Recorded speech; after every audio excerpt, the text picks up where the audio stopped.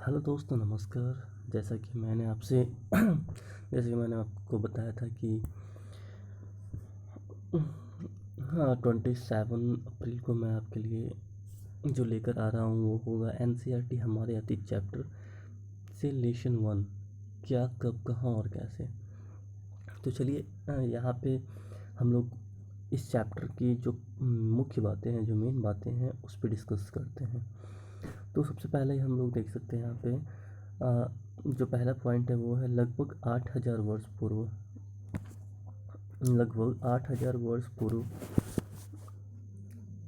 ये 8,000 वर्ष पूर्व स्त्री पुरुष ने सबसे पहले जिस फसल की जो खोज की थी वो कौन सा था?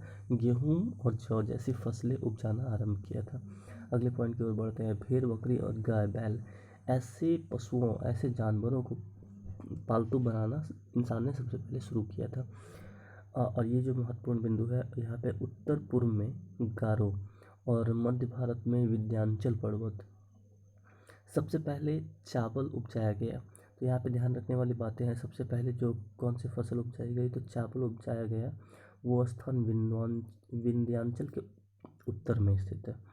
तो आपको यहाँ पे बातें ध्यान में रखना है। सबसे पहले जो चावल उपजाया गया विंध्य के उत्तर में स्थित है। तो चलिए अगले पॉइंट की ओर बढ़ते हैं। यहाँ पे गंगा की सहायक नदी। तो हम लोग जैसे कि हम लोग जीके में हमेशा पढ़ते हैं, गंगा की सहायक नदी कौन है? सोन। इंडिया, ये जो जनरली वर्ड्स यूज होते हैं इंडिया, तो ये इंडिया या इसको हम लोग इंडस बोलते हैं। ये जो इंडिया शब्द निकली है वो इंडस शब्द से निकली है, जिसका संस्कृत में क्या अर्थ होता है? वो होता है सिंधु। तो इंडिया शब्द का संस्कृत अर्थ हो गया सिंधु। अगले अगले पॉइंट में है 2500 वर्ष पहले ईरानियों और यूनानियों ने सिंधु को क्या बोला था? हिंदोज या इंदोज कहकर पुकारा था। इस नदी के पूर्व में स्थित भूमि प्रदेश को इंडिया कहा गया। मतलब इस नदी के जो पूर्व में स्थित भूमि प्रदेश था उनको क्या बोला गया? इंडिया बोला गया। भारत नाम का प्रयोग उत्तर पश्चिम में रहने वाले लोगों के एक समूह भारत नाम का प्रयोग उत्तर पूर्व में रहने वाले एक लोगों के समूह के लिए किया जाता है। आगे देखिए, आप इस पॉइंट को नोट कर सकते हो। उत्तर पश्चिम में रहने वाले लोगों के समूह के लिए किया जाता है। इस समूह का उल्लेख ये जो संस्कृत की आरंभिक कृति थी, जो पहले 100 वर्ष पुरानी ऋग्वेद में मिल सकती है आपको। आप देख सकते हो इसमें अतीत में हाथ से लिखी होने के कारण जो हाथ से लिखे हुए जो भी लेख थे उनको क्या बोला जाता था? तो पांडुलिपि, यानी इंग्लिश में हम लोग इसको बोलते हैं मैन्यूस्क्रिप्ट। बेसिकली मैन्यूस्क्रिप्ट शब्द लैटिन शब्द मेनू, जिसका अर्थ होता है हाथ से लिखना। लैटिन, ये आपसे कभी कभी पूछा जा सकता है कि ये जो मैन्यूस्क्रिप्ट लिखा गया किससे, तो हाथ से लिखे होने के कारण इसको मेनू कहा गया। आगे देखिए, ये जो पांडुलिपि है ये प्रायः ताड़पत्तों और हिमालय क्षेत्र में उगने वाले भूर्ज नामक पेड़ की छाल से विशेष तरीके से बनाया जाता था। तो दोस्तों ये था पेज 1 और बढ़ते हैं पेज 2 की तरफ।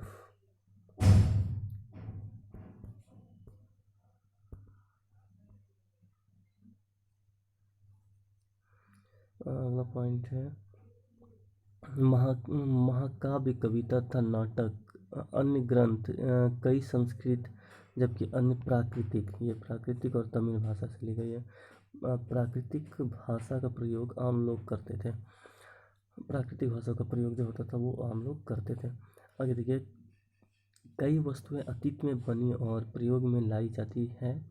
ऐसी वस्तुओं का अध्ययन करने वाले व्यक्ति को हम लोग क्या बोलते हैं? पुरातत्विक व्यक्ति।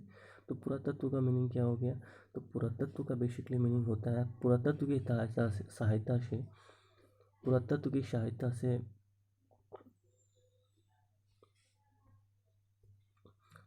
उनके जीवन को जानने में मदद मिलती है। पुरातत्व की सहायता से हमें उनके जीवन को जानने में मदद मिलती है। आगे देखिए, इतिहास में तिथियाँ बहुत ही आवश्यक है। तो तिथियों के बारे में अध्ययन करते हैं। इंग्लिश में बीसी इंग्लिश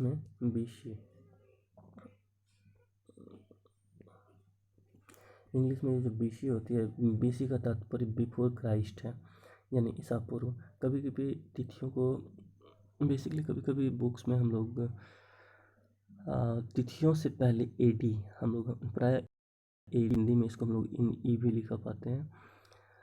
इसे ये जो एडी होता है इसका मीनिंग होता है जनरली एनो डोमिनी नाम के दो लैटिन शब्द से मिलकर बना है, जिसका अर्थ होता है ईसा के जन्म के वर्ष से, यानी ईसा के जन्म जिस वर्ष ईसा का जन्म हुआ उसके बाद से हम लोग एनो डोमिनी यूज़ करते हैं। और एडी की जगह सीई लिखा बहुत जगह मिलेगा, सीई, और बीसी की जगह आपको बीसीई मिलेगा।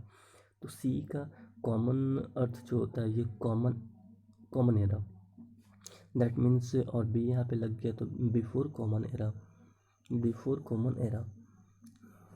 कभी कभी बीपी अक्षरों का प्रयोग होता है जिसका अर्थ होता है बिफोर प्रेजेंट, यानी वर्तमान से पहले। तो यहाँ पे आप बेसिकली अगर पॉइंट वाइज देखना चाहते हो तो यहाँ पे देख सकते हो anno domini stand for AD, CE common era, उसके बीसीई यानी before common era, BC before Christ, और बीपी बिफोर प्रोजेक्ट। इसके अलावा कृषि का जो आरंभ हुआ, यहाँ पे मुख्य पॉइंट जो है वो कृषि का आरंभ किस वर्ष हुआ, तो 8000 वर्ष पूर्व।